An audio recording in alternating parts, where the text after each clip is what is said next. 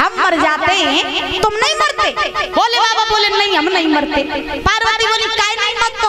भोले बाबा बोले हम इसलिए नहीं मरते कि हमने अमर कथा सुनी है। पार्वती बोली अमर कथा क्या होती? अमर कथा कैसी होती? भोले बाबा बोले अमर कथा ऐसी होती है कि उसे जो कोई भी एक बार सुन लेता है वो अमर हो जाता है। तो पार्वती बोली अगर तुमने अमर कथा सुनी तो हमें सुनाई दे। भोले बाबा बोले तुम सुनी नहीं सकती। क्यों? भोले बाबा बोले इसलिए नहीं सुन सकती कि एक ही आसन पे बैठ के बिना खाए पिए कथा को सुनना पड़ता है 7 दिन तक लगातार। तो तुम ऐसा कर लियो। पार्वती बोली जरूर कर लिए। अब महाराज पार्वती ने जिद पकड़ ली। भोले बाबा ने बहुत समझाया, पार्वती नहीं मानी। समझ गए भोले बाबा के जब माने नहीं तो भोले बाबा ने क्या किया, चलो ठीक है हम तुम्हें अमर कथा तो सुनाई दिए लेकिन उसके लिए एकांत जगह चाहिए। तो पार्वती बोली कैलाश ही पर्वत को एकांत कर ले। तो उसी समय परीक्षित महाराज भोले बाबा ने अग्निदेव को बुलाया। अग्निदेव को बुला करके जवाब दिया, अग्निदेव उस सारे कैलाश को विध्वंस कर दो।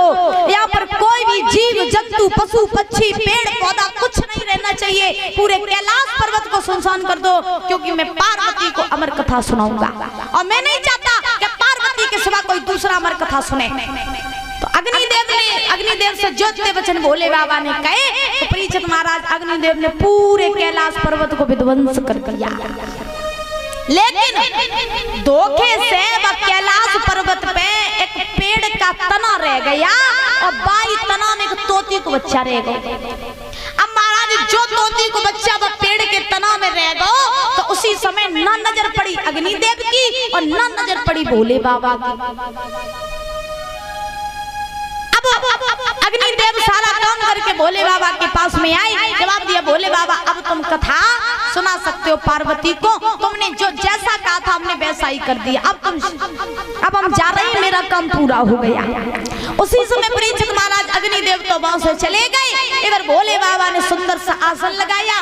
भोले बाबा आसन पर बैठ गए, पार्वती को बैठा लिया। अब भोले बाबा पार्वती से कही सुनो पार्वती हम तो कथा कथा में लीन हुई जी तो हमें पता कैसे चलिए कि तुम सुन रही हो कि नहीं सुन रही। तो पार्वती बोली तो महाराज क्या करी? तो भोले बाबा कहने लगे कि तुम ऐसा करियो कि कथा जब हम कहने लगी और जब हम समाधि में लीन हो जाए तो तुम बीच बीच में हुंकारे देते रहना।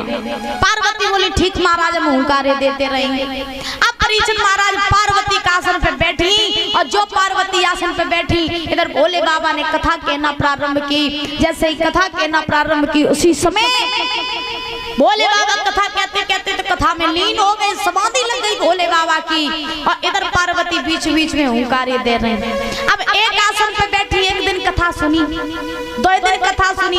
अच्छा पहले कथा ऐसी नहीं होती कि 1 बजे चालू कर दो 6 बजे बंद कर दो फिर दूसरे दिन चालू कर दो, ऐसी नहीं होती। 5 दिन और रात कथा को सुनना पड़ता था। अब पार्वती बैठी कथा सुन रही, 1 दिन कथा सुनी, एक आसन पर बैठ के भूखी प्यासी, 2 दिन कथा सुनी, 3 दिन कथा सुनी, जगती नहीं महाराज। जब नहीं जब नहीं पार्वती पे कंट्रोल हुआ कि अब नींद सर के ऊपर ही चढ़ रही, सोई पार्वती सोई गई। तो महाराज जो पार्वती सोई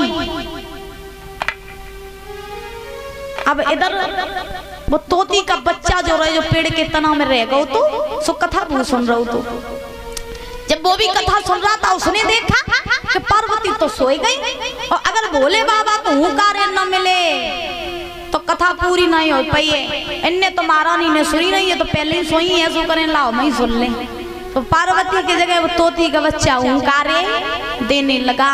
जब तोती का बच्चा हुंकारे देने लगा तो हुआ ऐसा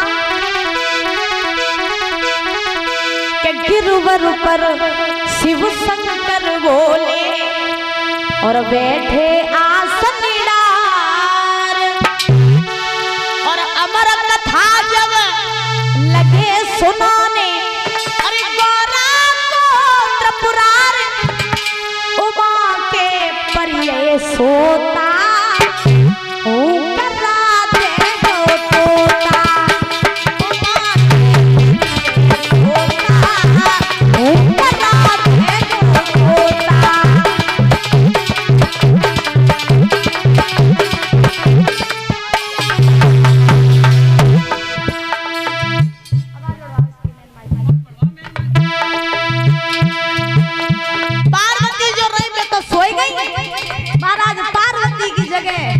वो तोता हुंकारे देने लगा।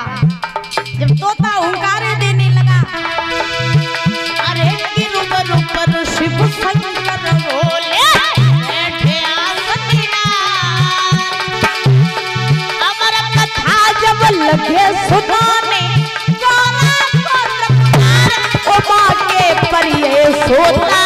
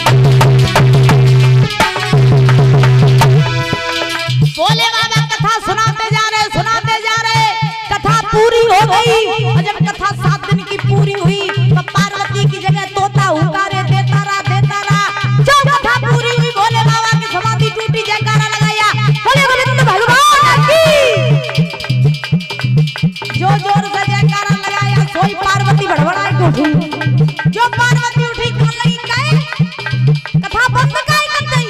भोले बाबा बोले कथा तो पूरी हुई, कथा पूरी हो गई। पार्वती बोली कब पूरी हो गई। भोले बाबा बोले हमने कथा कब की पूरी कर दी, तुम कहां चली गई थी। आए महाराज जोर से झटका लगो कि हम तो सोई आई थे।